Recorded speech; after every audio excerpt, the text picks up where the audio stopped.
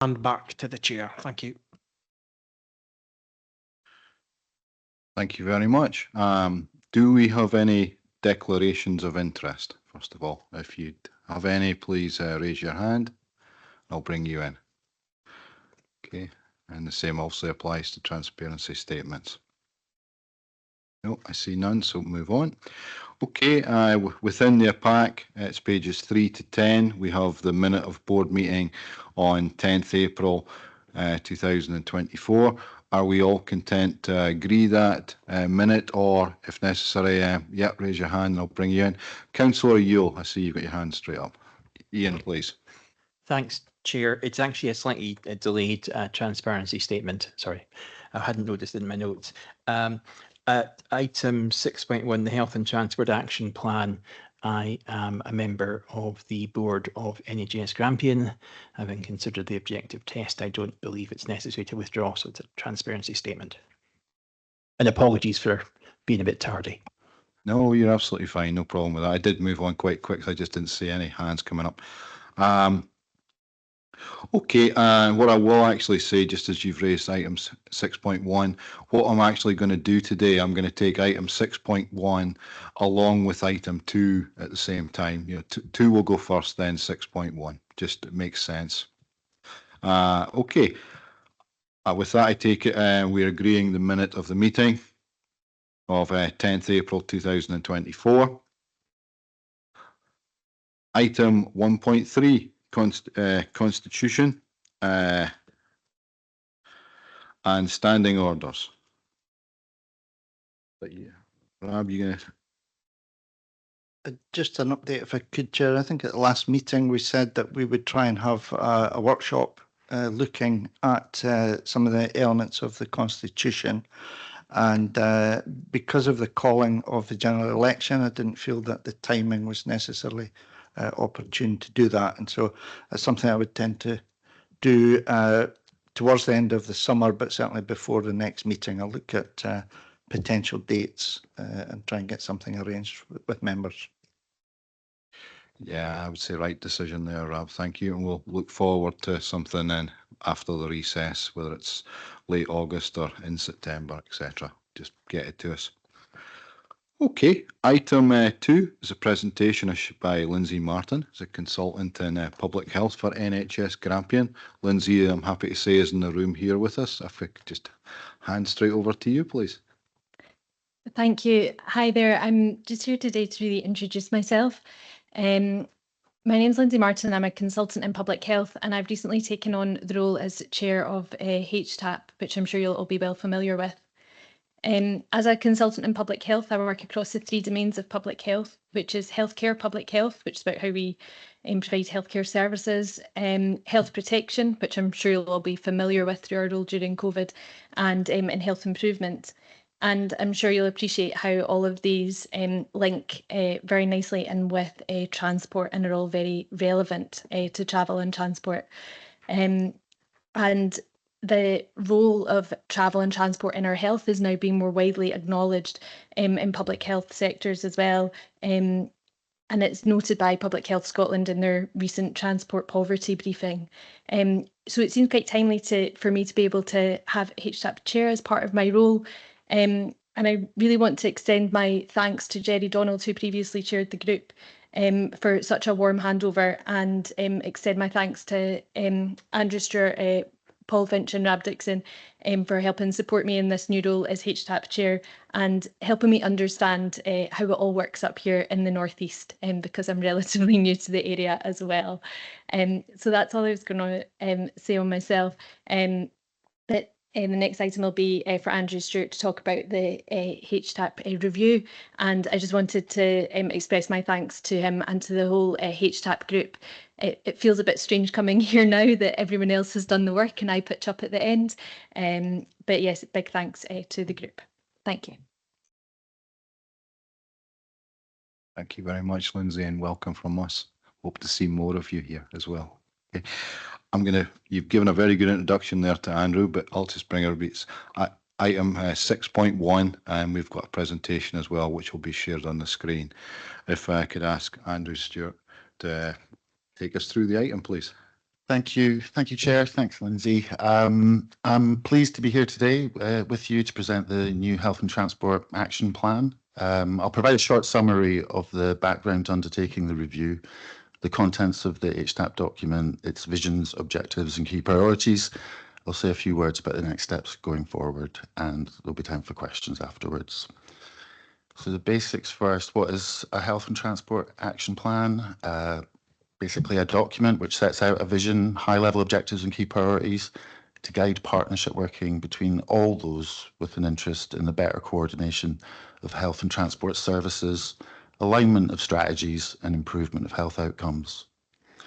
There's so many ways health and transport interconnect. There are so many threads, local initiatives and national developments. HTAP provides a framework for organisations to work collaboratively towards the agreed visions and objectives and the actions committed to.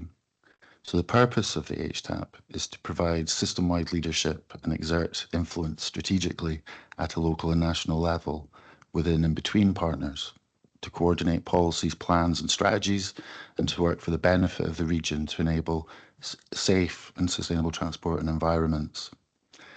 So specifically, the document sets out the purpose being to enable providers of transport, health and social care services to work together in a more coordinated manner in order to improve outcomes and efficiency of service delivery, both maximising the health promoting aspects of the transport system and reducing the adverse impacts of transport choices on population health and in improving access to health and social care. The document sets out some of the background history. Our first HTAP was produced in 2007 and endorsed by Nestrans and NHS Grampian boards in June 2008. And the document was reviewed in 2013. And in 2022, the HTAP steering group agreed to conduct a review of the progress made, the changing priorities and changing landscape post-COVID, and to set out refreshed agreed vision, objectives and priorities for partners to focus on over the period 24 to 29. Probably go on to the, yeah, it's okay on that slide, thanks. The review process was conducted in 3 phases. It was led by myself. As you know, the post's jointly funded by Nestrans and NHS Grampian. In the first phase, there was a review of the work that had been done in the past, reviewing literature, reviewing the actions that we'd completed or begun to make some progress on. The second phase was comprehensive engagement with a very wide range of stakeholders. That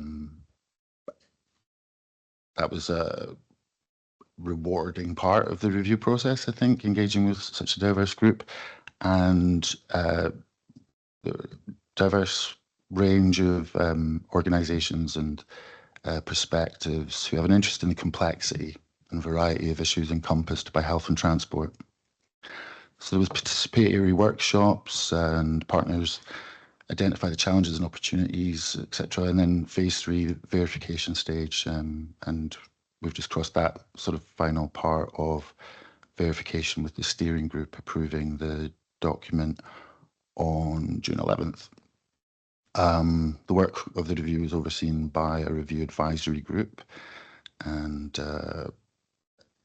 in the document it sets out the key challenges, opportunities and the SWOT analysis that partners completed during the review. So it was very much an iterative process of going back to partners, re-engaging, involved in developing the themes, and Lindsay did a lot to help finalise the sort of format and presentation of the document. So the document before you is the final text. As the slide shows, the contents is an executive summary. Section 2 sets out the background. Section 3 presents what has been achieved. This has included a healthy mix of contributing to both strategy development, knowledge sharing, identifying gaps and filling them, sharing new funding opportunities and benefiting from them, involving the public all the way. A few highlights have been seeing Think win a Cosla Borns Award for Excellence, supporting the creation of a local blood banks volunteer motorcycle organisation, creating the Grampian Volunteer Transport Awards, and helping connect NHS Grampian to the Spaces for People funding, as well as the NHS Nestrans Workplace Engagement Officer. Excuse me. I'm just wondering which slide we should be on. Are we still on the same one, or? Yeah, I didn't go heavy on number of slides, so it's Okay. It's okay. Thank you. So the Blackbird Walk connecting Forster Hill and Woodhill House is a nice lasting example of the collaboration that we've got within HTAP. So there's a more detailed examination of the history of partnership working in the STAR 22 paper in the appendices. Section 4 sets out where we are now. As I say, the challenges, many of you will be familiar with all of them, so I won't expand on that. We've agreed 2 refreshed visions. Next slide, please. So there's similar but slightly amended wording in the vision. So for transport and public health, for people in Grampian to choose to travel by active modes such as walking, wheeling and cycling whenever appropriate, and to have the ability to do so conveniently and safely in order to improve activity levels and population health. And for everyone in the region to live without unacceptable risk to their health caused by the transport network or its use. And the vision for access to health and social care for everyone in the region to be able to access the health and social care they need, and if transport is required, for this to be appropriate, convenient, affordable, and for the environmental impacts to be minimised. In section 6, the document sets out the priority areas where we've themed them under maintain, develop, and influence, and that seems to have helped partners understand the sort of mix of things that we do and plan to do. And the document sets out the sort of ongoing governance structure of the HTAP steering group, chaired by Lindsay and vice chaired by Rab, and the 2 subgroups. And the next steps after today will be to, we did a children's art competition with schools in the city, Shire and Moray, and received quite, I think, a very good response. So there's lots of artwork to, not at the moment, but the art is there, and we'll be announcing the winners soon. And that was sort of part of trying to involve young people in the creation of the document as well. So just the next slide, please. Some of you will know that we have a public representative on the HTAP steering group. Virginia's been our HTAP representative for, I think, 8 years, and is an excellent volunteer and brings a lot to the partnership. And the quote on the slide is something from Virginia, just from our own words, to encourage the rest of the steering group going forward. Next slide, please. I thought I'd just close with one of the pictures that was a young person who seemed to fully grasp the concept that health and transport is about more than just buses to hospitals or active travel. And it's interesting that they picked up on online appointments within their piece of art. So thanks very much for listening, and happy to take any questions.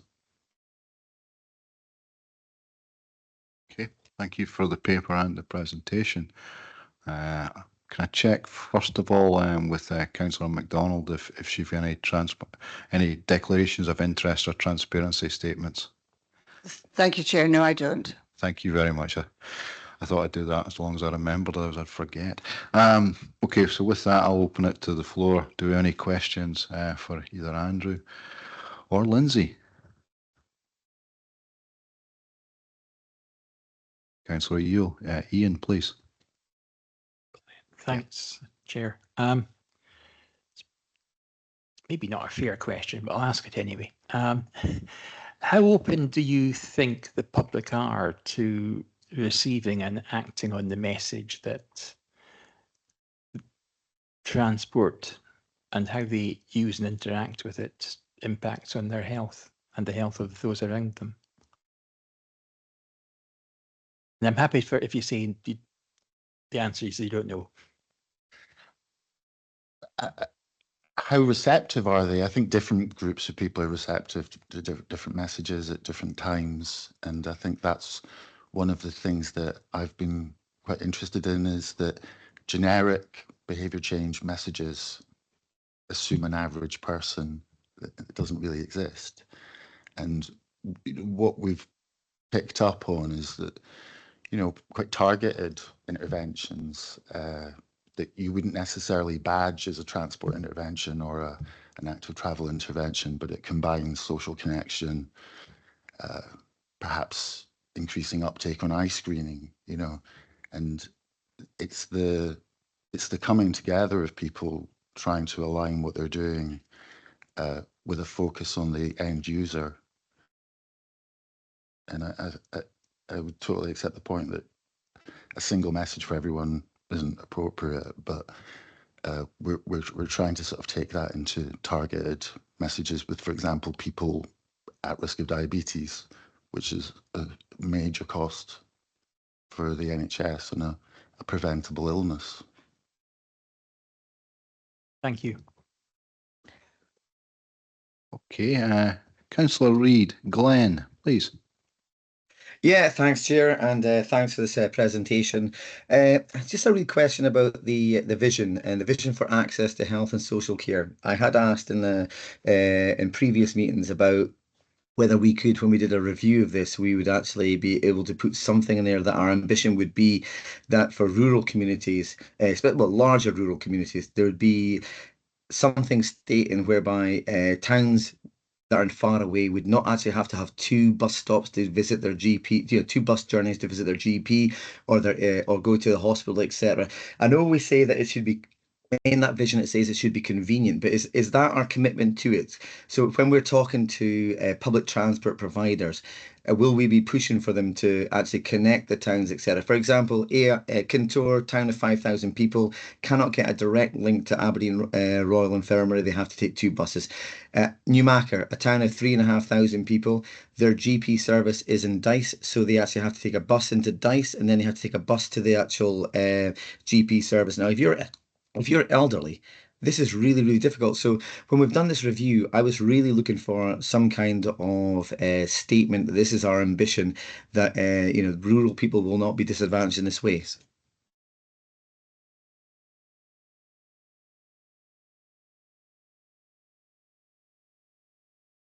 I think it's very tricky to give a simple short answer to the questions of how convenient or direct or accessible different people find accessing health and social care.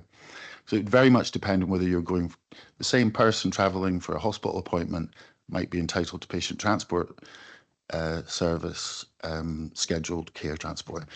But to go to the GP practice, for example, would be sort of not entitled to anything and have to try and find their own way there. So what I would say that the Health and Transport Action Plan strategically is about is trying to understand how people would even begin to start to quantify and measure what the level of things like transport poverty is. It's about trying to develop the awareness and focus within health and care providers to understand how people are currently travelling to and from their locations and to understand their issues. So in some ways, it very much depends on where you are and who you are, and that's one of the tricky things of quantifying it. The worst case scenarios, I'm afraid to say, are where people cannot access any transport and miss their appointment, miss out on their health care. And that's the type of incident that we would very much be able to like to quantify and help have that information fuel further discussion. If I can bring Rab in at this point, please.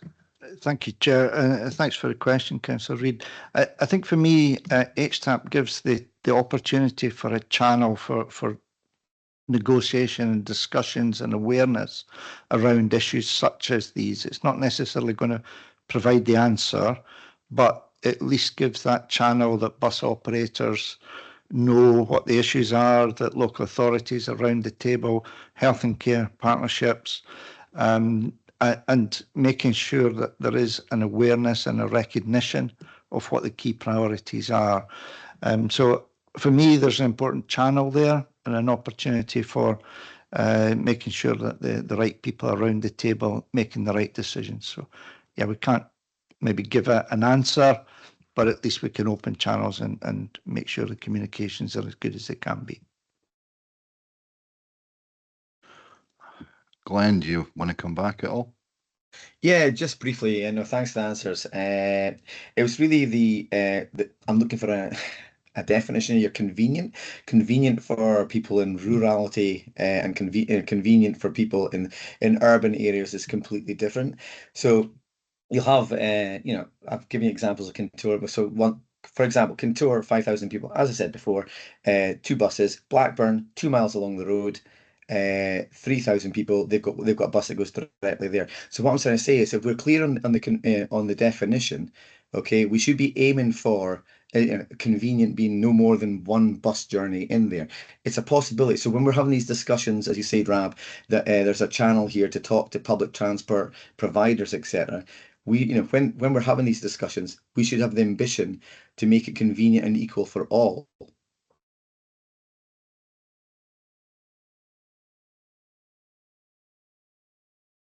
Lindsay, please. Thanks. And thanks for the question as well and the clarity on that. I think language is really important, isn't it, in terms of what we're trying to say that we'll do. And it is an interesting one because, as you've rightly pointed out, like, convenience is different for everyone. And I think this is one of the strengths that we've got in HTAP is around that partnership. And we also have public representative there. And I think this is one of the things we need to think about, as you say, like, that to me is about what that community in that place would see as an appropriate solution. And I think one of the strengths of HTAP is around that partnership, because the wording of this around like convenient access to me doesn't just mean about being able to get from A to B. That is also about, to me, it's broader than that. It's about being able to access health and care services. So it then makes us bring in and think about also the planning and delivery of health and care services. So thinking about it and keeping that breadth and how we do that. So is the idea that, you've quite rightly pointed out, for some people, those journeys are exceptionally long and to individuals would be inconvenient. But there's also looking at it through the lens of, should we have to make that journey, and how can we bring things closer to home for people, and how can we do things, for example, through digital technologies as well. So I think there's something about having it as a vision that, yes, there would be that, but you're quite right. There's something about the detail behind that. And I think that's something more about understanding from communities. But one of the strengths of the HWC is that partnership, that we can bring people around the table to hopefully move us forward with some of these things. Okay, I perhaps have a question here. It's on the SWOT analysis that was done over a year ago, and I was looking through this, and in the threats, it says, for example, loss of focus on realistic deliverable actions. I'm wondering if you can comment on that, and just obviously this was done over a year ago. It'd be nice to know where we are now, etc. Because the subject, if it is one subject, there's so many that it's very easy to watch a room full of people talk about lots of different elements of the issues where health and transport overlap. It is actually quite difficult to get people to understand where they could forge, really actually realistic sort of pieces of partnership working. So I think there's been a lot of that through the review of having to accept, I'm afraid, the sort of, the feedback from partners, whether they're third sector organisations in the community or large organisations. They all have capacity issues. They all have uncertainty issues, and it would have been very simple, I think, to have written a list of 100 or 200 things that might improve the situation for people down to a level that we don't necessarily have the capacity to do. So hopefully the fact that we've got through all the stages with all of the partners on board, I think at least the belief that we have to work together on those things. But it's people's aspiration or wish or expectation is a difficult thing to manage, because the trends are that some of these issues are getting worse. So, you know, we've got a major challenge with an aging population and rising demand for health and social care. And where the opportunity for transport is in contributing to that health promotion and prevention agenda. So it should add further weight to the work being done in the transport industry. Okay, thank you very much. I see no further hands up. So with that, I will draw members' attention. And it's actually, I'll just pull the page. Recommendations associated with item 6.1, which are on 258. Gentlemen, either side of me have got there before me. Well done, guys. Are we all content to accept those recommendations? Yes? Yes. Okay. All right. With that, I'm going to thank both Lindsay and Andrew for your presentation this morning, or this afternoon, and move on back to what is item 3.1 in our agenda. And it'll be Tina White that's going to be presenting item 3. Tina. Thank you, Chair. The board is asked to consider the unaudited annual accounts for the financial year 23-24. Local authorities and similar bodies are required to ensure that they demonstrate proper stewardship of their financial affairs. The accounts in Appendix 1 are prepared in accordance with the Code of Practice for Local Authority Accounting in the UK 23-24 and prepared in the format that follows international financial reporting standards. Appendix 2 is a summary of the income and expenditure for 23-24, showing an operating surplus of just over 52,000. The total usable reserves in the balance sheet are 3.622 million, the majority of which have been earmarked and approved by the board to fund the projects not completed in 23-24. Just under 1.3 million is classed as available funds to support future projects. The board are asked to consider the management commentary and governance statement sections of the draft accounts, which include a brief description of the financial performance of the partnership over the period, and the requests for final continuation of funding are presented in Appendix 3. There are 2 recommendations for the board: to consider the unaudited accounts for 23-24 and approve their issue to the external auditor and the controller of audit as per Appendix 1, and to approve the final continuation of funding for 23-24 as per Appendix 3. Thank you. Do you have any questions for Tina? Okay, I see no hands up or no indications in the room. So with that, I'll bring everybody back to we're content to accept the recommendations as set out. Oh, yes, agreed. Okay. So item 3.2 is the 24-25 budget matters. That's pages 71 to 78, and it's Jenny Anderson that will be presenting that. Chair, Jenny, good afternoon, please. everyone. This report is to provide the board with an update on the 24-25 budget monitoring to end May and to consider any issues that may arise.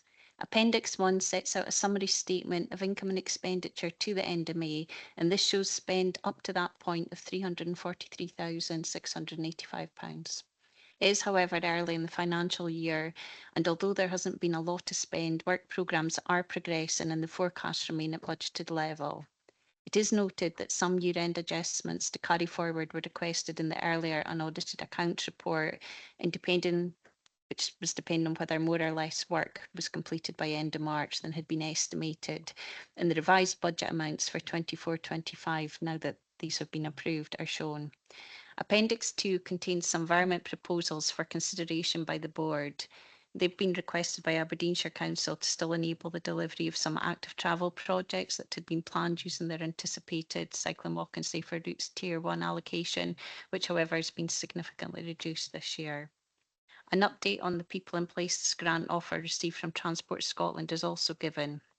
The grant to Nestrans of up to £1,737,677 has been accepted, and a breakdown of the amounts per project and the lead delivery partner is given in the table.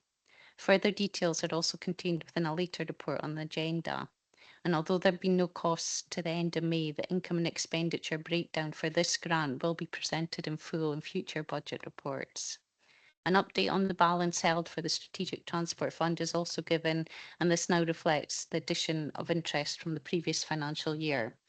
The board have been asked to note the monitoring position and forecast presented in Appendix 1, approve the environments set out in Appendix 2, note the additional grant funding awarded in 24-25 through People in Place grant, and note the Strategic Transport Fund position. And I'm happy to try and answer any questions on the report. Thanks. Thank you, Jenny. Do we have any questions from members? Councillor MacDonald. Sandra, please. Thank you very much. I'd like to ask about on the People in Place grant, the element right at the very bottom there called monitoring, 8 grand for the revenue and 81 for capital. And just if I could get a bit more detail around what that entails. Always pleased to see monitoring but that would be helpful to know. Thank you.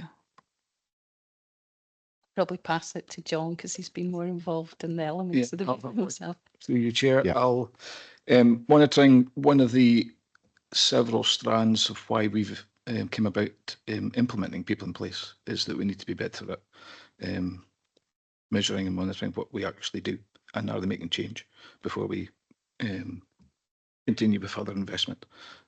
So the monitoring line there, if you like, will provide continued maintenance for the network of automated pedestrian cycle counters, and that's as a given already.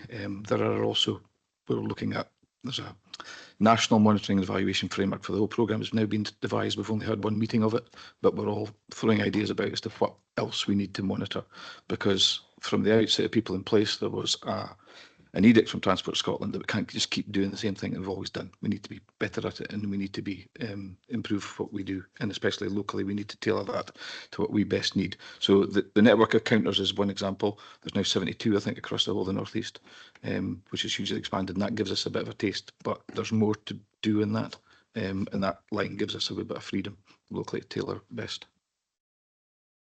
Thank you. That's very welcome to hear. Thank you. Okay, thank you both. I see no more hands up, any questions, so we all content to accept the recommendations that Jenny has set out for us. Agreed? Okay. Item 3.3 is a Treasury Management Strategy Statement 24-25, and it is Tina again that's presenting this one. Tina, please. Thank you. This report seeks approval from the board to agree the proposed Treasury Management Strategy Statement for the financial year 24-25. The Chartered Institute of Public Finance and Accountancy Code of Practice requires that the board sets out its Treasury Management Strategy for borrowing and investment each year. The responsibility lies with the Nestrans Board. However, there is a service level agreement with Aberdeenshire Council who assist in the day-to-day duties of the Treasury management activities. The strategy is set out in Appendix A and Appendix B. Appendix C shows a summary of the investment activities for 23-24. Interest rates will be dependent on the strength of the UK economy and the Bank of England's monetary bank rate. Nestrans will continue to maintain only temporary short-term investments depending on cash flow requirements. The criteria for the investment of funds are that the security of the investment is the most important consideration, with return being the secondary importance. There is one recommendation for the board to approve the revised Treasury Management Strategy as set out in Appendix A and Appendix B. Thank you, Chair. Thank you. Again, members, do we have any questions on the report?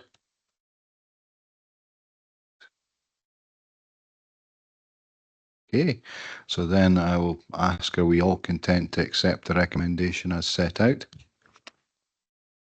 Agreed. Okay. Item 3.4, Strategic Transport Fund update. Rab, please. Thank you, Chair. Members will be aware that in the budget papers at previous board meetings, we've always said how much funding was remaining within the Strategic Transport Fund element of the budget. There's a little bit of history there about the Strategic Transport Fund. It was a proposal brought forward in the Strategic Development Plan, and before that, the Aberdeen and Aberdeenshire Structure Plan, which came up with the concept that rather than individual developers being responsible for direct interventions to address the impact of transport from their developments, that we recognise there's a cumulative impact of all the developments, and therefore it made sense to contribute towards a fund which would then be able to be used for agreed strategic schemes. Some developers did make contributions into that fund, but it was challenged through the courts. The Court of Session in 2015 decided that actually that didn't comply with planning legislation in situ. And although it was taken to the Supreme Court dismissed an appeal from the Strategic Development Planning Authority and quashed the scheme and the proposal. Funding was repaid to developers where it was possible to work out who the appropriate body was to repay that to. However, there were a number, around about 16 developments which had taken place, which had made contributions, and for some reason, for one reason or another, it wasn't possible to actually agree or to work out who that funding should be repaid to. And that's why we ended up with a situation that there was always a sum of money left at the bottom of the Nestrans account, because that money had been paid to Nestrans for implementation of strategic transport interventions. There was about 468,000, just over, had come from these 16 developments, but with interest, that's now standing at 518,777, which has just been included within the budget report that you have heard. In speaking to planners and some of the legal advisors in the two councils, it is felt that the best thing to do with that funding is to actually find appropriate, relevant transport schemes which met the principles behind which the money was given for, within proximity of where the developments had taken place. So we've identified that through these 16 contributions, there are, I think, 7 interventions that we think we could pull together and make a funding contribution towards to cover that £518,777. So the board are asked to note the situation and to agree that we should look to disperse the funds to such sustainable transport schemes in the proximity of where the developments have been, and therefore to agree the funding as proposed in the table on page 91. Happy to take any questions, and I might bring in some of my planning colleagues if necessary, but I'll leave it there. Do you have any questions for Rab? Oh, Michael, please. That was just to get a wee just corresponding this report with the risk register later on. Yeah, kind of covered off the reason why we're not expecting to have to repay these funds and why we can now redistribute them. It's just the risk register has the mitigated risk as likelihood of in that as being a 5 reduced to a 3, and just trying to square the two of them up in terms of should we be addressing the risk register with this, or is that inherent risk being mentioned in that risk register actually the case for this report? Thank you. Yep, thanks. We'll obviously come on to the risk register later. It does jump out a little bit in the risk register as a red flagged risk. And basically that's because of the scale of the amount of monies that are being involved. The original cumulative transport fund, I think we were looking at over 80 million was the anticipated income, and then strategic schemes to be delivered through that. So it was a very significant amount of money. And obviously the risk of that 80 million not now coming and being available is very high and has actually come to pass. I think there is a point at which we'll have to say, well, it's no longer a risk. It's something that we've had to deal with and we've had to look at. And that's partly why we're trying to do that through this report. Michael, okay? Okay. Sandra, please. Thank you very much for this report, Rab. I think it has been something that has gone on year, and it's good to know that that we can start to round this off. My question really is around how it's going to be implemented, and so will these monies just via over to projects internally, and everything will just on a particular date will just shift over? Is that the plan? There's still a need for some discussion around that. Some of them are schemes that are in the Nestrans proposals, and we'll be able to use that funding, and then that would make other funds available for the Nestrans Board to consider schemes going forward. There's one or two that are probably within the remit of the local authorities, and we would speak to them about whether they can pull down this funding, and probably we would ask them to do that through the normal way in which councils deliver schemes and then apply to Nestrans for a budget which has been agreed. Thank you. And are you hopeful that that will be done in this financial year, Rab? Personally, I think that's maybe a little bit ambitious, but we would do that as soon as we can, hopefully within the next couple of financial years. I'll try and resolve this issue as quickly as we possibly can. And in the meantime, the interest will still accrue, and then will have to be, but I'm assuming that can just be done under delegated powers and slotted in somewhere, so that, I mean, at the end of the day, we've got a decision today, if we go with this report, that the board are happy that that £500,000 is now got something that we can do with it, and do with it to help everyone. Yeah, absolutely. It's that agreement in principle. It's an indication of potential schemes, and we will try and stick as close to that as we can, and we'll bring back to board how that has been dispersed into future meetings. Yeah, I'm just having a look. Have we any more questions for Rab on this matter? No. Okay. With that, I'll draw everybody's attention to the recommendations set out on page 91. Are we content to accept those recommendations? Agreed. Thank you. Okay. With that, we will move on to item 4.1, which is the Director's Report. Rab, please. Thanks, Chair.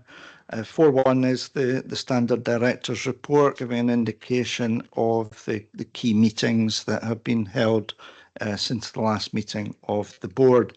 There's a number there listed for members' interest, but there's maybe a couple that I would draw your attention to, if I may. The North East Bus Alliance Board met on the 2nd of May, and a note of that meeting is attached as Appendix 1 to the report. The Health and Transport Action Plan, and we've heard about the ongoing work there, particularly in relation to the HTAP review document. The steering group met on the 11th of June, which was the first time that Lindsay had chaired the HTAP. The note of that minute is attached as Appendix 2 to the meeting.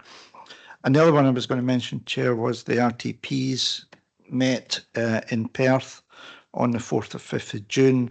I thought was one of the better meetings. It seemed to be a very full agenda, and it certainly felt really worthwhile. Coming forward in section 5 on page 95, there are a list of meetings that are scheduled between now and the September board meeting. So quite a busy schedule of meetings there. One I maybe was going to mention in particular was that ScotRail had intended having what they call a round table meeting with elected members, MSPs, etc. They have actually postponed that because of the pre-election period, and I don't have a date yet for when that's likely to be rearranged, but I imagine it will be fairly shortly after the election, maybe avoiding the main holiday period. Happy to take any questions. I guess I have maybe one question. You referenced the RTP's meeting, yes, which both of us were at. The actual presentation with Transport Scotland, I actually perhaps thought it might be in the meeting notes today, but it's not. I'm wondering if we can actually just share that out with the board members, etc., if that's possible. Yeah, we had a presentation from Transport Scotland on the climate change director, but within transport, not within the environment team. But yeah, I'll check whether she's happy for her slides to be shared, and I can maybe do that through the email or. Okay. Okay. I note your report, and with that. Oh, sorry, Sandra, I missed. Thank you. I just was looking for a bit of an update on the Aberdeen Central Belt Rail Enhancements Group meeting on the 18th of June. Are we going to get any enhancements?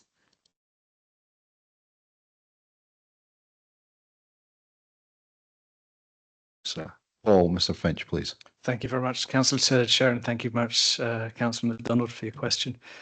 As you recall, at the last meeting, we were highlighting the correspondence that we'd had with the Cabinet Secretary for Transport around the progression of the Aberdeen Central Belt programme.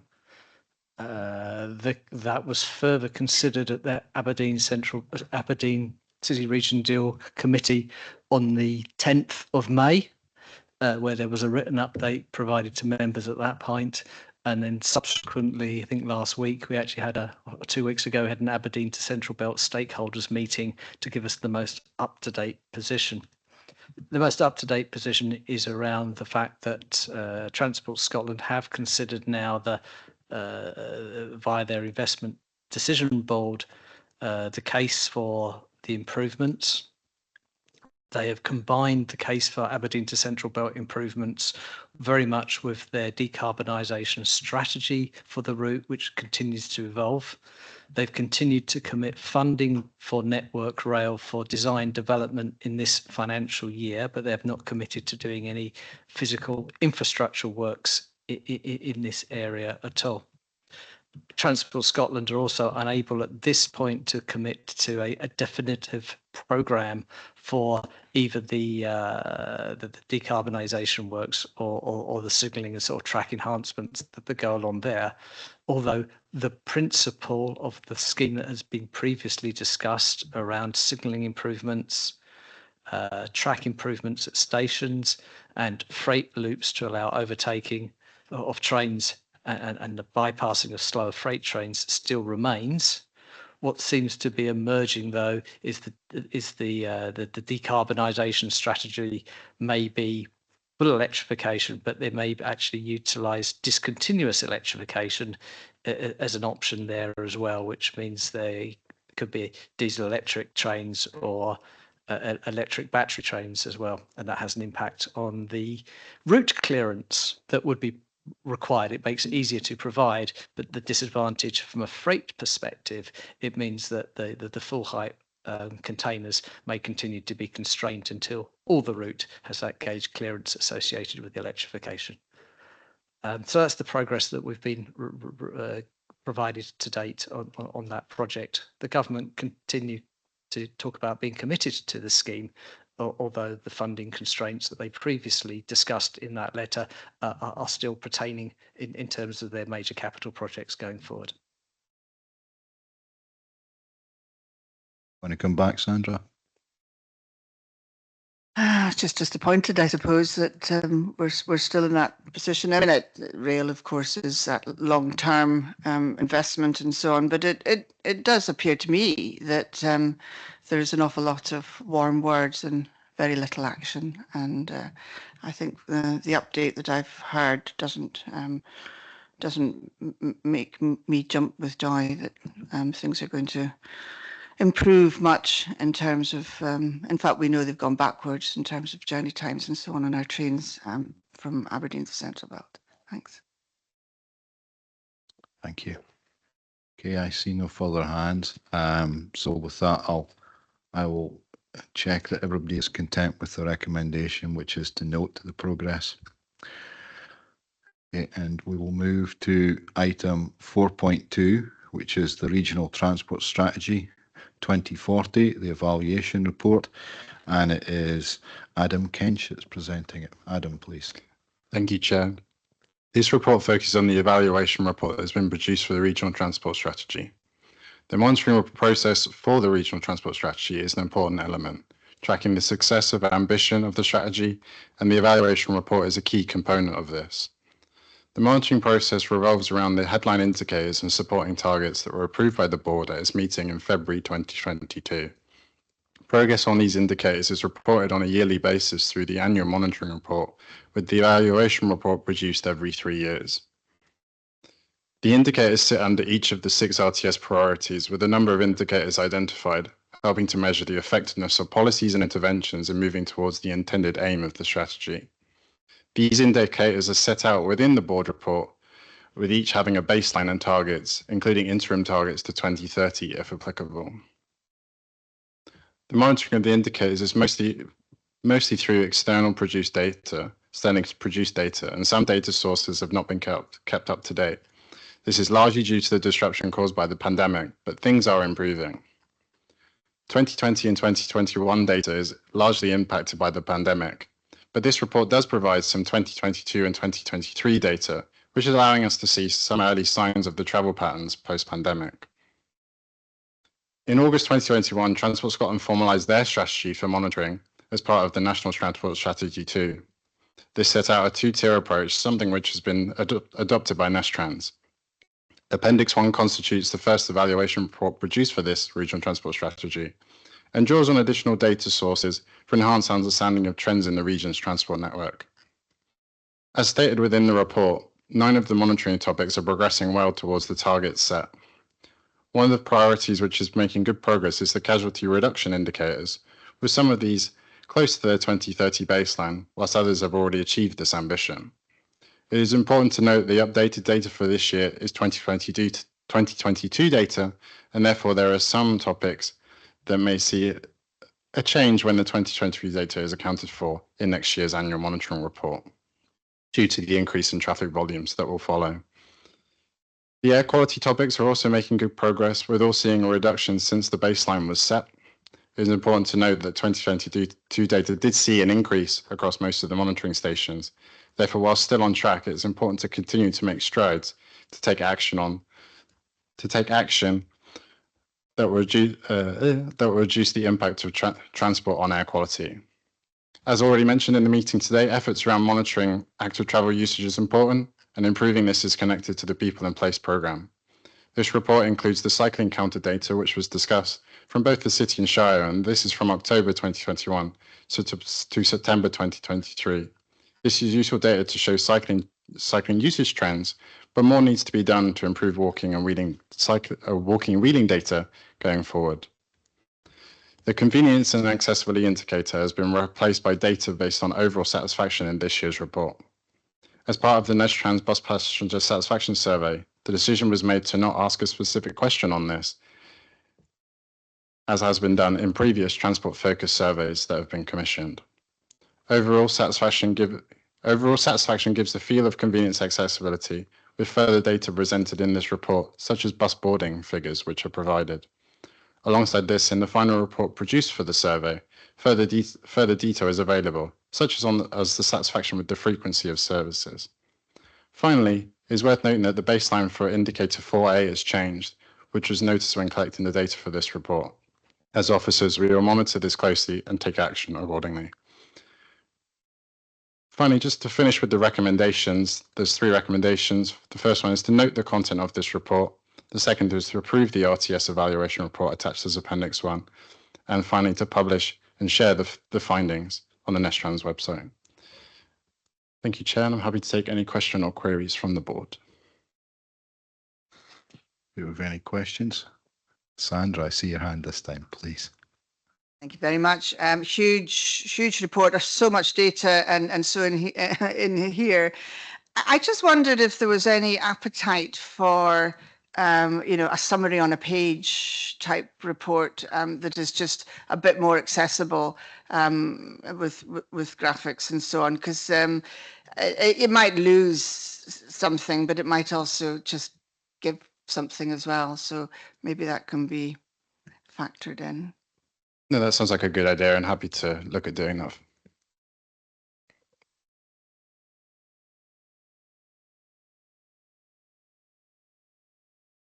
Okay, I see no more hands up. With that, I'll bring everybody back to the recommendations on page 115. Are we happy to accept those recommendations as set out? Agreed. Good. Okay. With that, thank you, Adam. We'll move on to item 4.3, which is the risk register review.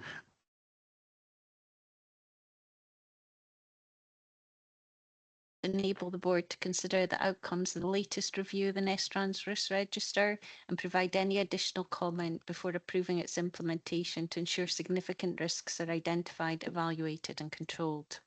The last review was carried out in June 2023, and the board has previously instructed that this be repeated on an annual basis. As noted, a number of normal business risks are mitigated due to Nestrans having service level agreements with their constituent councils, and each authority already having their own risk management systems in place for these services. The scoring chart in Appendix 1 for level of impact and likelihood has again been adopted. The cause and impact of risks thought relevant to Nestrans have been considered against how likely they are to happen and their impact to determine an inherent risk assessment score. Then any mitigating actions and the current progress against the risks are added and used to determine a residual risk assessment score. As always, the previous risk register was taken as the start point and consideration given to any amendments required due to changes in the past year or any new risks that have arisen. The revised risk register is presented for consideration in Appendix 2 with any amendments shown in track changes to help identify them. A short summary of the proposed key changes to risk scores is given. These relate to the likelihoods of a possible change in lease of Nestrans offices, the continuity of the board being impacted when the non-councillor member service terms end this October, reduced funding being available either directly to Nestrans for delivery of the regional transport strategy or via partner opportunities such as due to the pausing of funding. And whilst the new People in Place grant is most welcome, it will still be reliant on working with a number of new organisations and is only available to claim this financial year, which increases risks relating to project delivery and budget management for it. And the board has been asked, the recommendation is the board is asked to consider the risk register and approve its implementation. Thank you.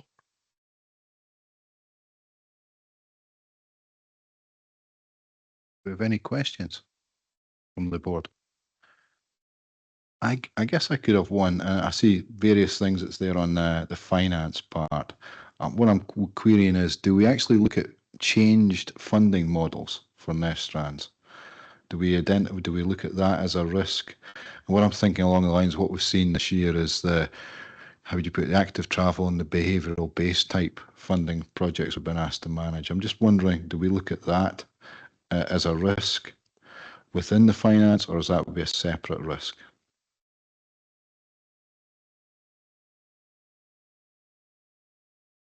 I think we've tried to incorporate it within the maybe 2 or 3 financial risks that we've already got, so that the reduced funding that we're maybe getting from in our direct allocations is one type of risk, but then there is this brand new risk associated with the new type of grant that we've tried to reflect, but we didn't put it into separate risk by itself. We have just included it in.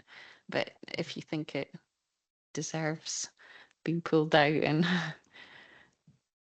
No, the reason I asked the question is to make sure it's been considered and thought about. It doesn't have to be a specific risk register item itself. It's just, it's actually been incorporated into individual things and you have considered it all. That's the key I'm looking at. Okay.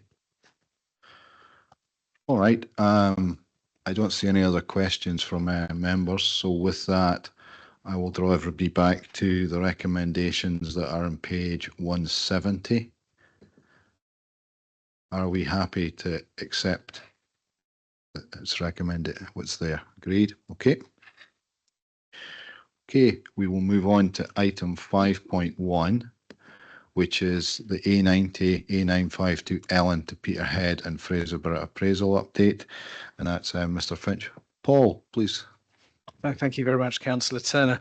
Purpose of the report is to update the board on the progress of the work of this appraisal on the A90, A952, looking at Ellen to Peterhead and Fraserburgh. And we're presenting the case for change and the preliminary options appraisal for approval. And we're also looking to take to the next steps of the more detailed appraisal stage, where we can actually get it stuck into some of the design and the quantitative appraisal of the options. Just a reminder that this study has focused on the shorter term interventions on this corridor. And that's because we've got things like the North East Investment Zone project. We've got other near-term opportunities related, because there was a parallel study being undertaken by the Grampian Chamber for Commerce, funded by Just Transition Fund, which was taking that longer-term view of major infrastructure investment on the corridor linked to possible rail or road dualling aspects. Just a reminder that the work is being funded by the City Region Deal Strategic Transport Appraisal Fund, and we're working with Stantec and an officer group from both Nestrans and Aberdeenshire to progress this study. The case for change, which was uploaded to the members area of the work, comprehensively set out the range of problems, issues and opportunities on that route, and set out a range of transport planning objectives. A lot to do with safety, a lot to do with future development opportunity as well, but also around about journey time reliability of the route as well. The preliminary options appraisal, and again at this stage, this is about taking a long list of schemes and trying to identify from that long list which schemes are the most worthy of taking into further detailed consideration. Is also been uploaded to the members area. There's been option sifting around that, and about 13 options have been recommended to take forward to detailed options appraisal. That includes improvements to the Ellen South roundabout, the Ellen North roundabout, a couple of options there. Tolworth-Burness Junction, which it considers 2 options there, about a roundabout or a sort of free flow flyover link. Improvements to the Cortis Junction, which is where the A90 rejoins the A952, of relevance to people going to Fraserburgh. And again, a couple of options there. The chain bridge north of Peterhead has been something that's been highlighted to us regarding about the alignment there and the importance of heavy goods vehicles in that particular area as well. And then there are wider measures, perhaps you might call them route action measures on the A90, A952, thinking about speed enforcement, speed reduction, junction improvement or access rationalisation, or additional overtaking opportunities. I would caution, though, for these aspects in particular, the detailed appraisal will gather more information, but we will have to always be respectful of existing guidance that controls the policies for speed enforcement and speed reduction in that areas as well. So we are mindful of that as we go forward to continue to consider that. But we also note that there are community level improvements for specific communities on that corridor, which could be localised active travel or crossing opportunities as well. Many of these, but not all of these, correspond with the outcomes of the sort of work that was going on at STPR2, the Strategic Transport Projects Review 2, which Transport Scotland published a couple of years ago. The next executive summary is attached to the report, and that provides some schematic diagrams of the sort of schemes that we are looking at. It's also important to recognise at this point that the A90 from Ellen to Tollef-Burness to Peterhead to Fraserburgh is a trunk road and therefore responsibility of Transport Scotland, whereas the A952 link directly between Tollef-Burness and Cortes Junction via Mintlaw is under the control of the local authority, Aberdeenshire Council. Both local roads authorities have provided comment on the work to date. Transport Scotland reaffirming their interest in the safe operation of the trunk road network, happy to continue to be involved in the development and making some specific points to make sure we join up the linkages with the broader longer term study, make reference stronger to the sustainable travel investment hierarchies as well. Aberdeenshire Council officers have likewise provided some helpful comments on the work, again, reaffirming the strategic nature of the work and the linkage to the development opportunities in Peterhead, investment zones, etc. Also reminding us of the national guidance around speed reduction, enforcement, etc. The next steps would be to, if we have approval from the board, is to work up a scope for the detailed options appraisal of the work, and then to progress that with Stantec. Again, the funding is available for this within the Aberdeen City Region work, and again, I think we have previous approval for the commissioning of that from previous board reports. The aim would be to complete this before the end of the current financial year. So there's 3 recommendations, noting the progress on the study, approve the key outcomes of the preliminary options appraisal, and enabling us to progress to the next stage of detailed options appraisal, and then to approve the publication of both case for change and preliminary options appraisal on the Nestrans website. Thank you very much, Chair. Thank you very much, Mr. Finch, for taking us through the report. Do we have any questions for Mr. Finch? Okay, I'm going to ask one. It's on the next steps. What's going through my mind here? You said if approval today to progress, you'd aim to bring something back or have it completed by the end of this financial year. So would I be fair in saying that come either April next year or this particular meeting a year from now, that we would have that report before us then? Well, that would certainly be the aspiration of what we're aiming for in the project programme. That's what we set out in terms of the milestones that we've provided to the Aberdeen City Region Deal Board.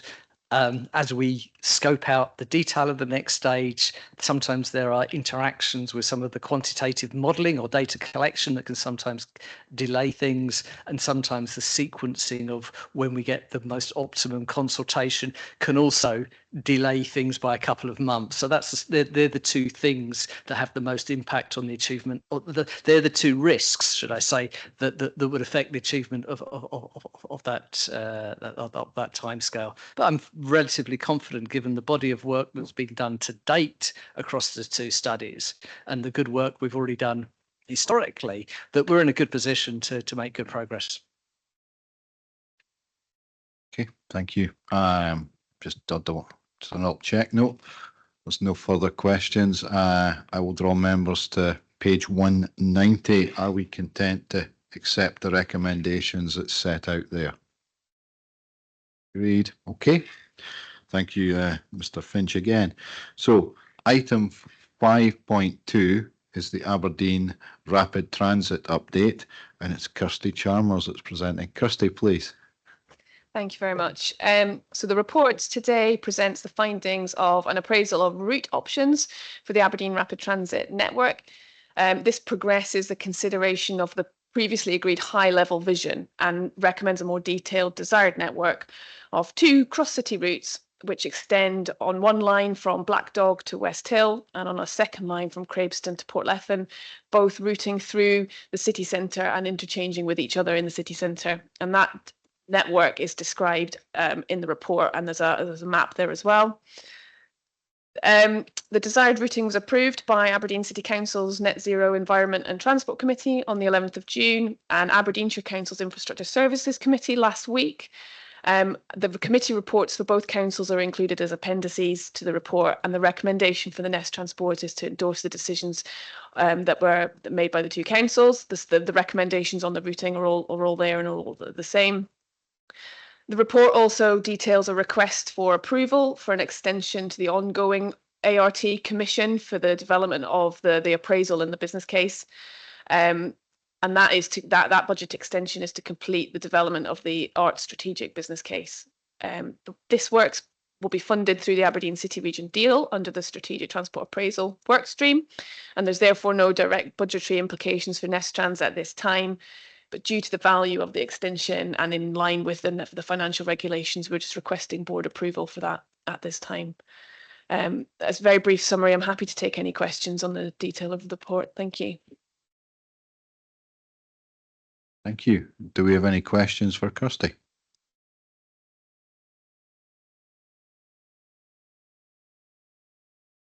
Sandra, please. Councillor MacDonald. There was quite considerable, if not terribly successful, engagement with particularly businesses along the routes, and certainly King Street had quite a lot to say about this.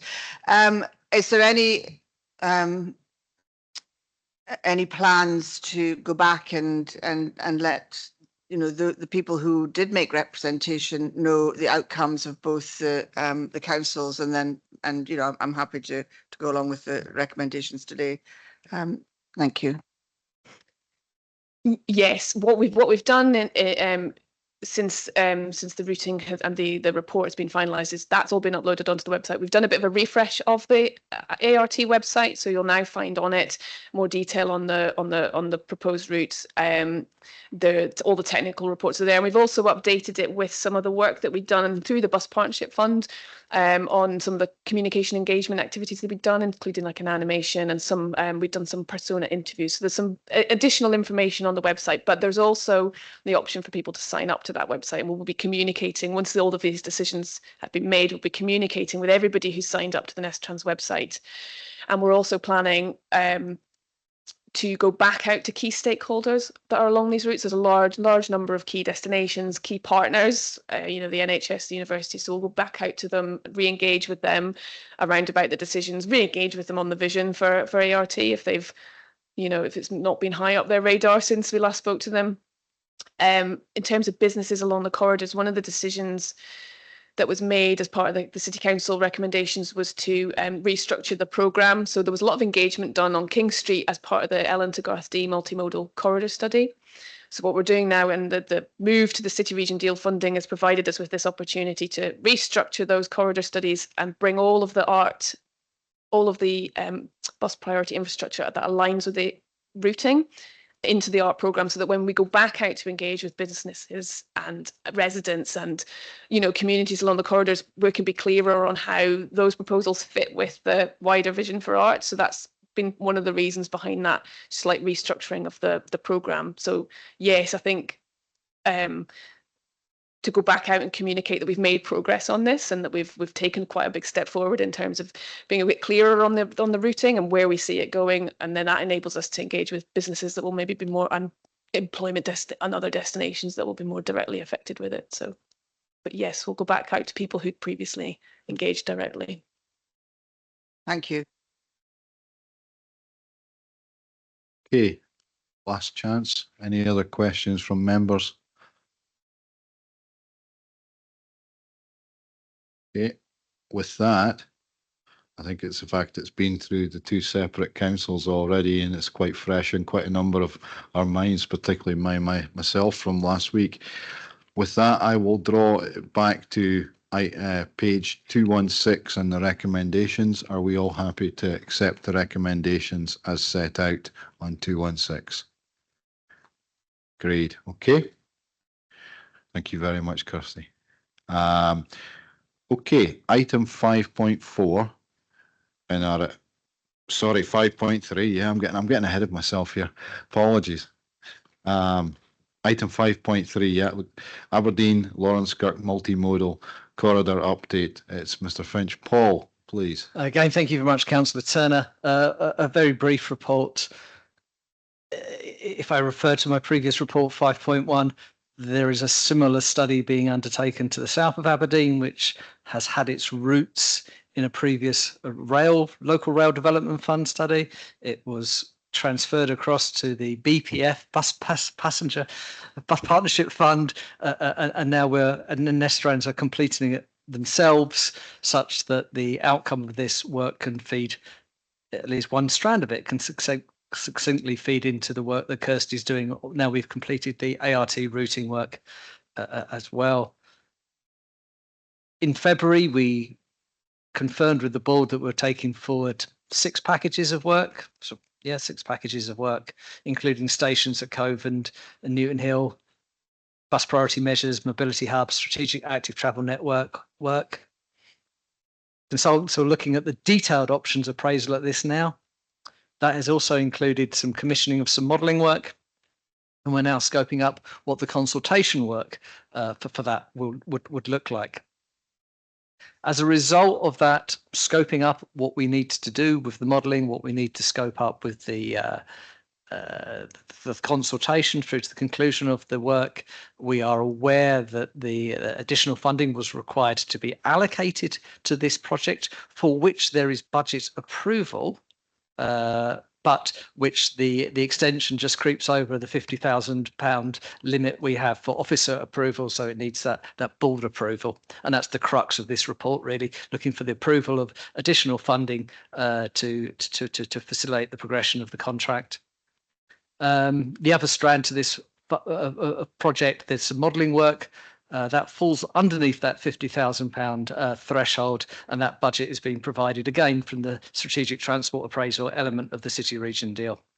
So the recommendation to the board is to note the recent progress on the corridor study, note the progression of the modelling aspects via the contract award to Sistra and the budget allocation from city region deal, and thirdly to approve the extension of the existing Scotland Excel framework contract with AECOM by £51,900 in accordance with financial regulations.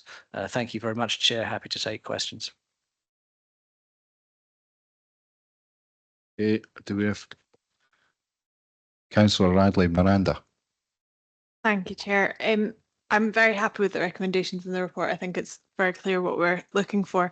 I guess the one part of it that isn't super clear for myself is the timescale for this to be reported back.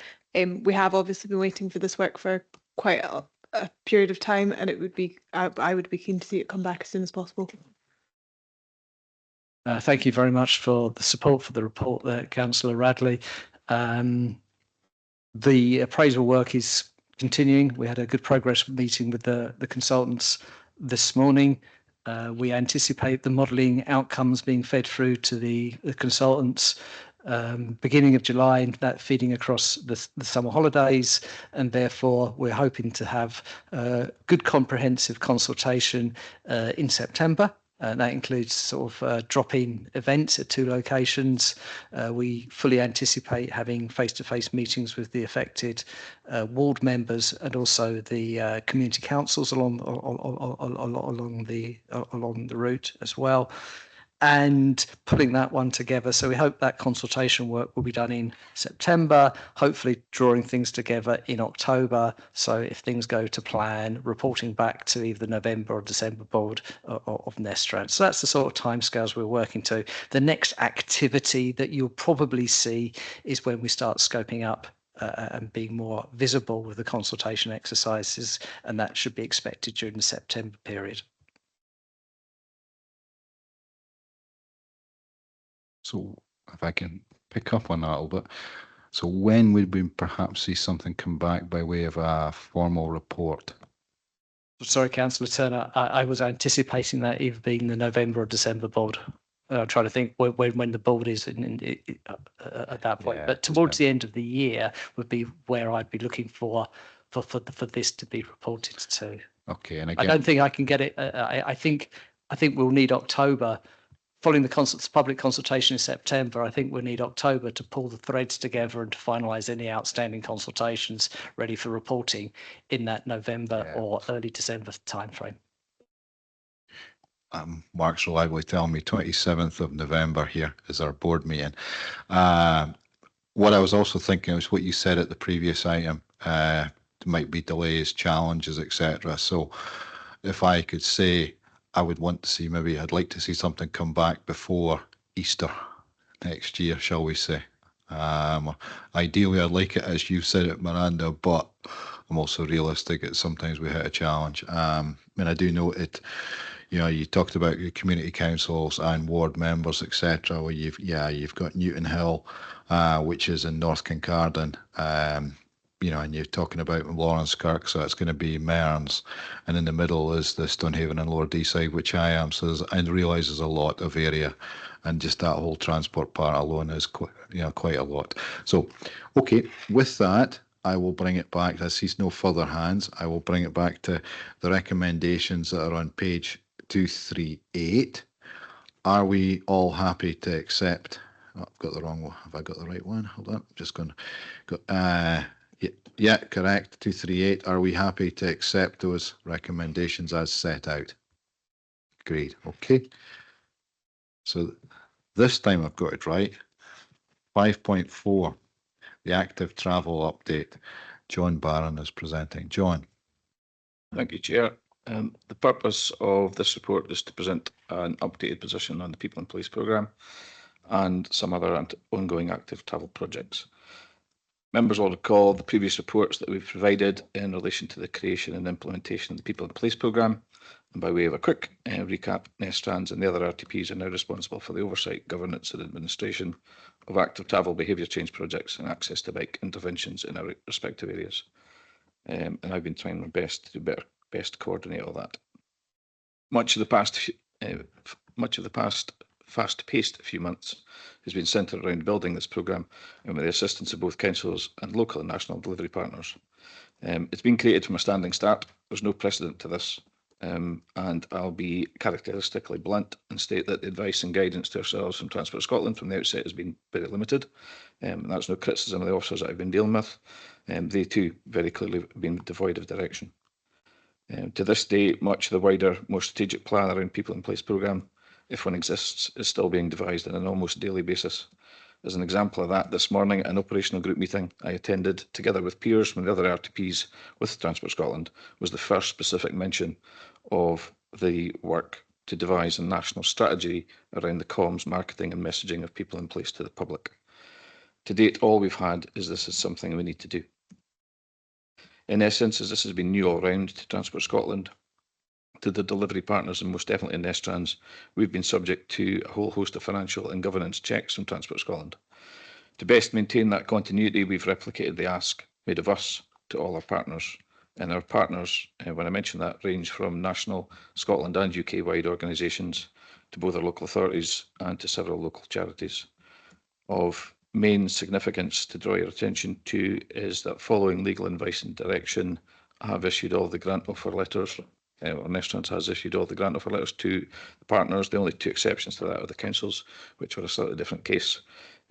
Suffice to say, when you speak about risk earlier on, Chair, I've been maintaining a fairly lengthy risk register around People in Place programme in its own right. One of the risks around the funding to most of our delivery partners has been getting that grant offer letter to them so that they have the funds to deliver the programme. It's not overly dramatic to say that some of these partners won't exist if they don't get the money. That's a fact. So the letters are out and some have been returned. And we have had kick-off or inception meetings with all the partners, with the exception of the local authorities for their own programmes, and we are already working at next steps as to how best we can bring things forward. If I use the example of the regional, the RTP Active Travel Grant in previous years, we are probably slightly behind where we've been in previous years, albeit this is noticeably different. And I'm hopeful that we can kind of pick up some of the slack. Of main consequence next is in para 310 and 11, where or 311 to 12, where I mentioned a specific programme. Members will recall we did a comprehensive assessment framework of all the projects that were submitted to us for consideration. And there was one that has been there at the outset, and it's become kind of alarming front and centre, that I was keen to see if we could embrace into people in place and include somehow. So authorities requested to direct £53,000 from one of the project lines that you'll see in the appendix towards Sport Aberdeen to support an expanded version of the Grampian Inclusive Cycle Bothies project. This is a tremendous exemplar of a multi-partner, local and national, working across both local council areas to tremendous effect to help some of our most vulnerable and marginalised people. These monies could help it build a case following on from its expansion for its continued success and longevity. The resource specifically is mainly for additional physical resource, people to deliver the training. We have the capital, we have the bikes, we just need to expand it. There's currently a base in Peterhead, and we're looking to expand one in Ellen and Afford, Inverurie, Ballater, and just so that more people can expand on, more people can access the services. We've already looked at, or already looking at a virtual meet of all the partners so that they can all better understand what each other are doing, because there is still an element of duplication with some of the projects that we've inherited. And in order to best showcase this selfishly for the North East, the benefits that this can bring to our communities, perhaps hosting a physical event or events towards the autumn with all the national partners and all our local partners present. So a reminder of the projects have been supported as in Appendix 1. Moving on to other matters, members will recall previous board meetings where we've spoken about the revised funding, not just around people in place. And what most will recall is that Cycling Walking Safer Routes has now been kind of reallocated and redistributed with a kind of different calculated methodology. And the net result of this is there are significant winners and losers as far as the local authority award direct. And for the two local authorities, there's been a slight increase and a noticeable decrease across the two. That's similarly across the rest of the country with the revised methodology, which includes a 40% urban population calculating factor being in there. The Community Project Transition Fund, which is a bit of an add-on to the People in Place programme, has just the deadline for expressions of interest has just passed, and successful applications will be awarded funds by the end of this week. That, similarly, speaking about the comms and marketing, has been fairly scantily distributed and notified across the country. There was no national launch of it. A page appeared on the website, so you had to know that that page appeared. So there is already an imbalance of how that monies are being allocated. The Regional Active Travel Network has been mentioned a couple of times. The public consultation opened in May, and that was extended through the end of this week to try and elicit as many responses as possible. And in an effort to better inform the consultation, both councils were asked to share the link within their networks and staff, especially within schools, and Jacob's staff have already visited several local schools, both primary and secondary, where they've discussed the plans with pupils of varying age groups. Bit of an admission, the Active Travel Action Plan has taken a back seat because of all the other efforts on creating and designing the People in Place programme. And lastly, just looking back in the rear view mirror, if I can, the Regional Transport Partnership Active Travel Grant, which we've been fortunate to make significant use of in previous years. I have attached a summary report of what we have been able to deliver with support from both councils and others in the past few years. And it was not something I was asked to do by Transport Scotland. It was something I thought that I needed to best evidence and showcase what we've helped deliver here in the North East. All I was asked when I showed this report to Transport Scotland was tell me where the money's gone and how it's been spent. at that level of detail alone. It's positive to see that we've had an increase in funds awarded to the North East, and that we've been able collectively through partnerships to spend all but 0.7% of the £2.3 million. And I'm happy to take any questions, Chair. Thank you, John. Do you have any questions from members? Councillor McDonald, Sandra, please. More a comment, really. So just to say well done, I think it's never easy. You know, when the funding comes, but it's not very clear what to do with it. And I think you know, the report does show a lot has been done. There is still, of course, a lot to do, but no, well done. Okay, I see no more hands, comments, questions. I would echo that. Yeah, specifically, it's good to see you can allocate out the money and get it spent. That's very important as well. Okay, with that, I will draw members' attention to page 243. Are we happy to accept the recommendations as set out there? Agreed. Okay, thank you, John. With that, we will move on to item 7, which is the progress report. It's on pages 307 to 358. Do the members have any questions on the progress report?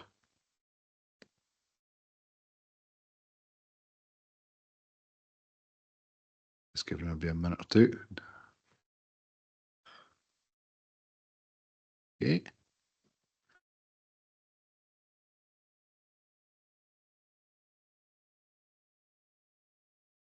Am I clear to move on to the next item, which is item 8, which is publications and consultations, and that is on pages 359 to 376, and it's Adam Kench that's presenting. Thank you, Chair. This report constitutes the standard publications and consultations paper that's brought to board and highlights some of the papers and consultations that have gone in since the last meeting. Just to highlight item 2, which is the Hightrans Regional Transport Strategy. On the 19th of April 2024, Hightrans published their draft regional transport strategy for consultation, and this consultation closed on the 14th of June 2024. The submission made by officers is attached as Appendix 1 for members to note. This submission did not respond to the survey directly, but rather was guided by the questions to format a more detailed response. Moving on to item 8, which members will recall that the draft Scottish National Adaptation Plan was reported at the board meeting in April, with officers authorised to formulate a response to this consultation, and a response was submitted, and a copy of the response is contained as Appendix 2 for members to note. And the recommendations of this report are just to note the publication of the documents outlined in this report, note the submission of the Hightrans Regional Transport Strategy consultation contained in Appendix 1, and to note the submission to the draft Scottish National Adaptation Plan consultation contained in Appendix 2. Thank you, Chair. Happy to take any questions or queries. Do you have any questions or queries from members? No. Okay. With that, yeah, I'll just move on to, are we happy to accept the recommendations as set out on page 364? Agreed. Okay. Item 9 in our agenda is the information bulletin. It's on pages 377 to 384, and it is Rab that's taken us through that. Thanks, Chair. A couple of items on the information bulletin, mostly for noting.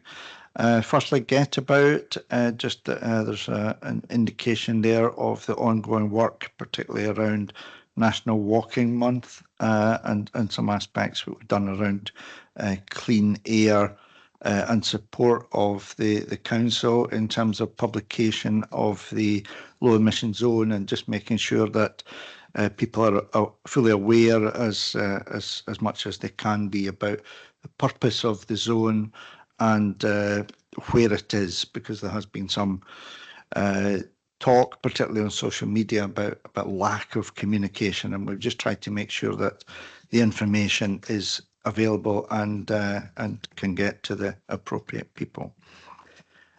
Scottish Transport Awards were held, I think, on Thursday of last week, and you can see there from page 378, there were a large number of projects nominated from the Northeast. From that large number, I don't know if it's good news or not, but there were 2 successful Northeast awards made. The first to Aberdeen City Council and the Northeast Bus Alliance for the Aberdeen City Centre traffic management and bus priority measures. And the second one to Aberdeen International Airport for their Project Keyless, which I think relates to the introduction of electric shuttle buses around the terminus and car parks. The results have come in of the annual Hands Up Scotland survey of school pupils and how they get to school. At 5.6 and 5.7, we can see there the local headline figure of Aberdeen having 61% of kids travelling actively to school, and in Aberdeenshire 51.5% travelling actively to school. Finally, Fair Fares Review. Members will recall that the last meeting we discussed the Fair Fares Review, and we were instructed to write to the Cabinet Secretary for Transport with the board's comments around that. We have now received a response from Ms. Hislop, which is attached as Appendix B to the report. Appendix A, which I maybe skipped over a little bit, relates to the comms, news items, statements, etc. Around Nestrans and its work since the last board meeting. So the report's there for noting, but again, happy to answer any questions or pick up any points. Yeah, I will pick up just thank Rav for presenting everything to do with the Transport Awards. So, you know, it's the first time I've actually been there and had the pleasure to sit and listen to it. And obviously, well done, I will say, to Aberdeen City Council for winning the contribution to sustainable transport, and also for the airport as well for the most innovative transport project of the year. With that, I think the challenge I would also say, and I'll say this to Nestrans, well, SPT picked up Local Authority of the Year. There's a challenge for us in future years, perhaps. If they can do it, maybe we can do it in a year or two. Who knows? Councillor Yeo. I don't want to be picky, but SPT is not local authority. Well, on the night, they actually had an Oscars moment because Edinburgh had won a number of the awards related to the trams. And when it was announced, the actual announcer announced the winning was Edinburgh City Council, to which the graphic on the screen showed SPT. So they freely admitted they had their Oscars moment, and I am reliably told that regional transport partnerships were added to that list a few years ago, as they can be considered along with local authorities for that award. It was interesting, yes. Do you have any other comments on this section for Rav? Just having a look round. No, I see none. So I take it we're all content to note the recommendation on page 379. And we will move on to item 10, which is conferences and presentations, and it's Rab again. Thanks, Chair. The appendix shows the recent conferences that Nestrans have been involved in attending and some training as well. The report's really just for noting and for members' information. Okay, I don't see anybody wanting to come in, so thank you for that noting. And then it comes on to item 11, which is pending business and reports for future meetings. And for the final time, Rab, it's you. Thanks, Chair. The final report, as you say, is the pending business. There's one or two I think we've picked up through discussion today that we'll be bringing back to future meetings as a result of decisions made today. Also doing some work on the 5-year delivery plan, and we would hope to be consulting with officers around that over the next month or so, and we hope to get something to the next meeting of the board on that. It's been mentioned that there's been significant progress on the active travel area, and we will try and get back to focusing on the active travel action plan, which we did some initial work on, which we reported, but we'd like to bring that back to a future meeting. I think these are the key ones, but again, if there's anything that members feel they wish to have discussions on, please let us know. I should perhaps have added, it's not on the list here, but at the last meeting we did talk about speaking to Joanne Maguire, the new ScotRail Managing Director. I've spoken to her office and she would be more than willing to come to a future meeting of the board. So I've circulated dates and we'll bring something forward when we can. Okay. I guess the one question I would perhaps, before I put it out to members, would I'd look for maybe something come back, just an update on resilience. I mean, I know there's been several discussions going on since we talked about it. And I recognise the paper, Paul, you brought back, but I wonder if that's at all possible. We get to see something, perhaps before winter time, just an update. Yeah, I've been pursuing the resilience team in Network Rail. Had a really good workshop with them as part of wider climate change mitigation and adaptation, hoping to draw those together in a couple of weeks, and then we'll see how we can present that. And it would be nice to get that in the in the autumn, perhaps September or the one after that one. That's certainly the aim of how we're trying to line that up. It's the regional resilience piece for infrastructure providers, I think, is fascinating and something that we need to put some attention to at this time in particular going forward. Thanks. Okay, do we have any other comments from board members? I'm seeing none, so we will note the report, etc., and the pending business. And with that, that would conclude our agenda for today. And I want to thank everybody for your attendance and contributions, either online or here in the room. Thank you very much.